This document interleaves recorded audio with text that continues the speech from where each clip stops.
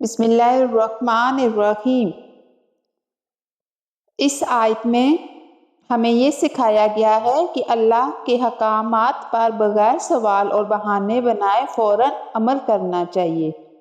دیکھتے ہیں آیت نمبر 68۔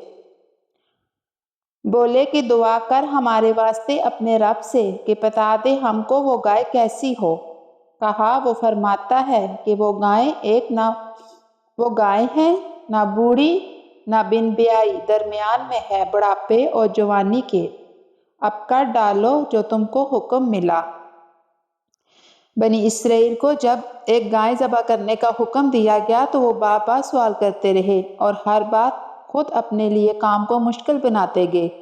سبق یہ ہے کہ جب ہم اللہ کی حکم سنیں، بس ہم نے سنا اور ماننا کہیں، نہ کہ کیوں، کیسے، کب پوچھ کر اپنے لیے راستہ تنگ کریں۔